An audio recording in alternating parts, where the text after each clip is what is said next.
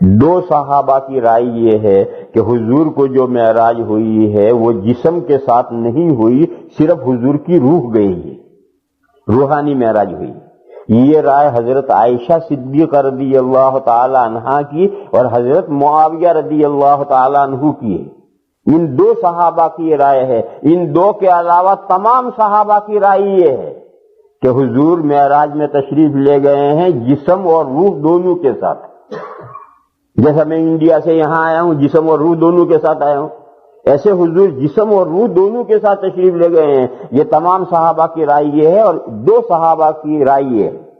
ظاہر ہے کہ جب ایسا مسئلہ ہوتا ہے تو جو بڑی میجورٹی جدھر ہوتی ہے صحابہ کی وہی رائے امت اپناتی ہے، لہذا پوری امت نے صحابہ کی جو میجورٹی کی رائے ہے وہی امت نے اپنائی ہے، اور ان دو صحابہ کی جو رائے ہے حضرت عائشہ اور حضرت معاویہ کی، اس کا بھی ہم احترام کرتے ہیں۔ باقی صحیح تمام صحابہ کی جو رائے ہے وہ صحیح ہے۔ دلیل بہت دلیلیں ہیں۔ پہلی دلیل تو یہ ہے کہ جب حضور نے لوگوں کو بتلایا، اور سب سے پہلے حضور نے اپنی چچازاد بہن ام ہانی کو بتایا تھا، انہی کے گھر میں حضور رات لیٹے تھے، وہ پوری ایک ہی فیملی تھی۔ کیوں حضور نے، آپ کو یاد نہیں حضور نے پرورش کہاں پائی؟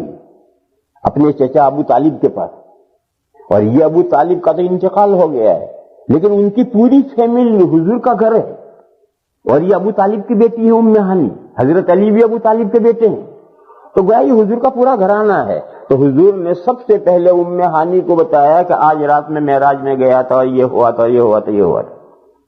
تو ام ہانی نے مشورہ دیا کہ یا رسول اللہ آپ یہ بات کسی سے بیان نہ کریں، اس کو کوئی نہیں مانے گا، آپ کی تکذیب کریں گے، مکہ ویسے ہی آپ کے پیچھے پڑا ہوا ہے، تکذیب کر رہا ہے، یہ بات آپ بیان کر دیں گے تو چاروں طرف سے ہنگامہ شور کھڑا کر دیں گے، آپ کی تکذیب کا ایک نیا بہانہ آتا جائے۔ یہ روایت میں ہے۔ بتاؤ اگر معراج خواب ہوتی، روحانی کا مطلب خواب، تو ایسے خواب آدمی نہیں دیکھتا، ایران توران کے خواب دیکھتا رہتا ہے۔ تو اگر وہ خواب ہوتا تو اس میں مکہ والوں کی تکذیب کرنے کا کیا مطلب ہے؟ تکذیب کا خواب تو انسان ایسے دیکھتے ہی رہتے ہیں۔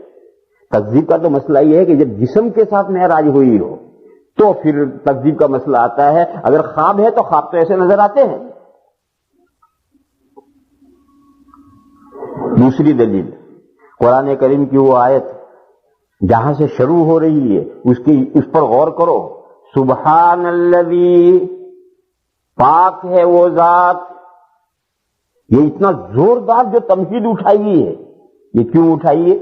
کسی کا خواب کے لیے، خواب بیان کرنے کے لیے اتنی زوردار تمہید اٹھانے کی ضرورت نہیں ہے، کیونکہ آگے معراج کا یہ واقعہ آئے گا تو ہر آدمی کے ذہن میں آئے گا کہ آدمی اپنے جسم کے ساتھ ایک رات میں یہاں تک گیا، آسمانوں پر گیا، اتنا گیا، کیسے گیا؟ یہ کیسے گیا یہ سوال پیدا ہوگا، اور آج بھی جو کمزور ایمان کے مسلمان ہیں ان کے ذہنوں میں یہ سوال ہوتا ہے کیسے گئے؟ تو اللہ نے سبحانہ میں جواب دے دیا کہ اللہ لے گئے۔ حضور خود گئے ہوتے تو سوال پیدا ہوتا کیسے گئے؟ حضور اپنی قدرت سے گئے ہوتے تو سوال پیدا ہوتا کیسے گئے؟ مگر حضور تو خود نہیں گئے، اللہ لے گئے۔ اللہ کے لیے کیا مشکل ہے؟ اللہ تو ہر عیب سے پاک ہیں، اگر کہو اللہ بھی نہیں لے جا سکتے تو پھر اللہ میں عیب نکل آئے، اور اللہ پاک ہیں، ان میں کوئی عیب نہیں ہے، اللہ لے گئے۔ لہذا سنو یہاں مسئلہ،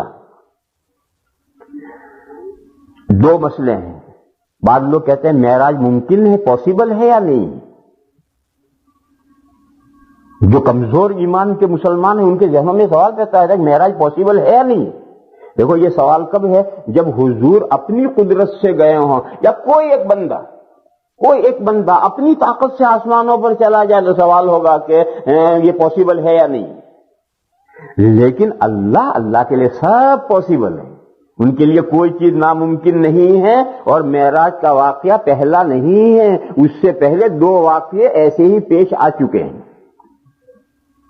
آدم علیہ السلام کو کہاں پیدا کیا؟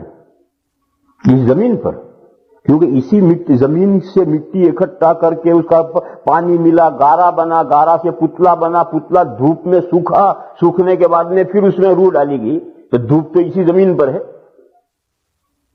دادا یہاں پیدا ہوئے ہیں، اور محمد باقر رحمت اللہ علیہ کا میں نے قول بتایا تھا کہ جو مٹی گوندی گئی تھی دادا کو پیدا کرنے کے لیے، اس کی بچی ہوئی مٹی سے دادی پیدا کی گئی، تو دادا اور دادی دونوں یہاں پیدا ہوئے ہیں۔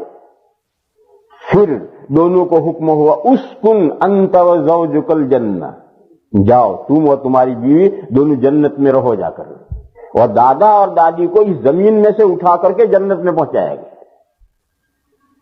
تو جب دادا دادی اس زمین میں سے جنت میں جا سکتے، جنت 7 آسمانوں سے سدرۃ المنتہا سے آگے ہے، تو دادا دادی یہاں سے جنت میں جا سکتے ہیں تو حضور نہیں جا سکتے؟ دادا دادی کو بھی اللہ لے گئے، حضور کو بھی اللہ لے گئے، اللہ کے لیے سب ممکن ہے۔ اور یہ واقعہ تو ہر انسان کو ماننا ہے، یہ تو قرآن میں ہے کہ زمین پر دادا کو دادی کو پیدا کیا گیا، پھر یہاں سے ان کو جنت میں لے جایا گیا۔ بعض پاگل ہیں، انہوں نے کیا کہا، وہ جنت جہاں دادا دادی کو رکھا گیا تھا وہ جنت اسی زمین پر تھی۔ وہ کہتے ہیں کمزور ایمان کے مسلمان، ان کو ماننی نہیں بات ہے۔ وہ کہتے ہیں کہ دادا دادی کو جس جنت میں رکھا گیا تھا وہ جنت اسی زمین پر تھی۔ کہاں تھی؟ قرآن میں جنات و عدن، یہ عدن ہے نا، عدن وہی جنت ہے۔ قرآن میں جنات و عدن آیا ہے، عدن کا گارڈن، جنت مانے گارڈن اور عدن کے مانے وہ شہر عدن ہے۔ یہ ہیں پاگلوں نے تفسیریں کی ہے قرآن کی، یہ سب غلط ہے، یہ دین کو خراب کرنا ہے، مسخ کرنا ہے۔ سارا قرآن بھرا پڑا ہے کہ جس جنت میں دادا دادی کو لے گئے تھے وہ وہی جنت الماوا ہے جو سدرۃ المنتہا سے آگے ہے، اس جنت میں رکھا گیا تھا اور پھر وہاں سے نیچے اتارا گیا تھا۔ اہبطا لفظ قرآن میں آیا ہے، اگر زمین کی جنت ہوتی تو وہاں سے تو نکالا جاتا، وہاں تھوڑے اتارا جاتا نیچے۔ غرض اس زمین پر دادا دادی کو پیدا کر کے آسمانوں سے آگے جو جنت ہے اس جنت پہ دونوں کو لے جایا گیا، وہاں بسایا گیا، ایک لمبے عرصے تک وہ وہاں رہے، پھر وہاں سے نیچے اتارا گیا۔ دوسرا واقعہ حضرت عیسیٰ علیہ الصلوۃ والسلام کا ہے، یہ بھی حضور سے پہلے پیش آیا ہے۔ حضرت عیسیٰ علیہ السلام کو روح اور جسم کے ساتھ اس زمین پر سے اٹھا کر کے آسمانوں میں اٹھا لیا گیا ہے، کون سے آسمان میں نہیں معلوم، اور پھر قیامت کے قریب میں وہ اس زمین پر اترنے ہیں۔ یہ دو واقعے حضور سے پہلے پیش آ چکے ہیں۔ اب اگر تیسرا واقعہ حضور کا پیش آیا کہ حضور جسم کے ساتھ آسمانوں پر گئے اور وہاں سے اترے، تو اس میں ایسی کون سے تعجب کی بات ہے؟ وہ دو صحابہ جو یہ کہتے ہیں کہ روحانی معراج ہوئی تھی، ان کی کیا دلیل ہے، اس کا کیا جواب ہے؟ یہ بہت لمبا موضوع ہے، تمہیں کیا لینا اس سے؟ ان کی بھی قرآن ہی میں سے دلیل ہے اور اس دلیل کا جواب بھی ہے۔ اس سارے کو چھیڑنا بیکار ہے۔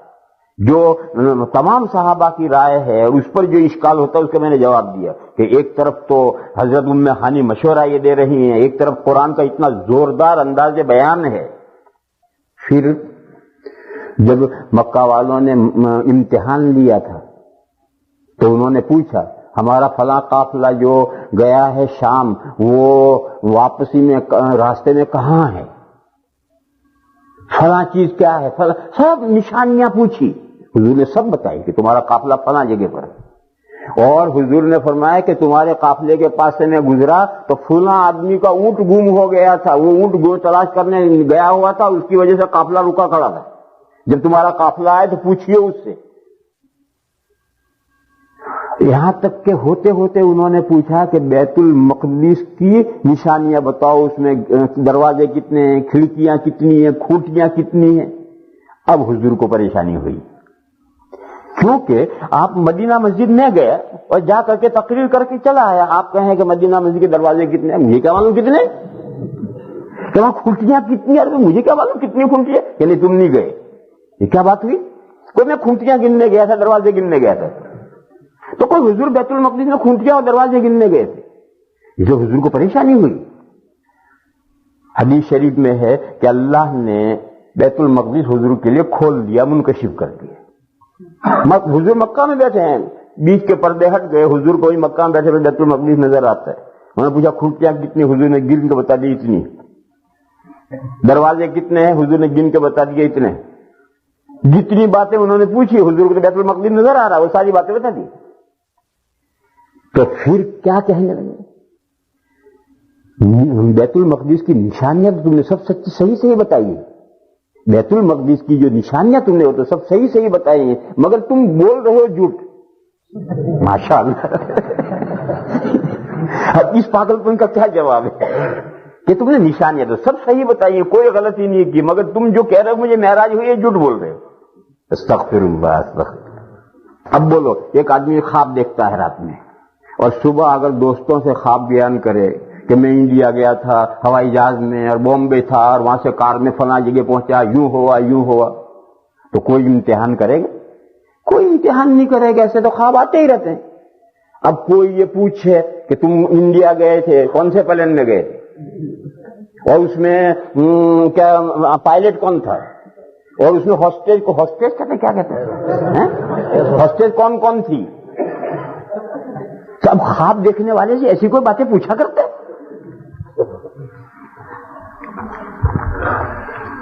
غرض کہنا یہ ہے کہ یہ جو سارا ہے یہ صاف دلیل ہے کہ معراج جسم کے ساتھ ہوئی ہے، خواب کے بارے میں سب باتیں نہیں ہوتی.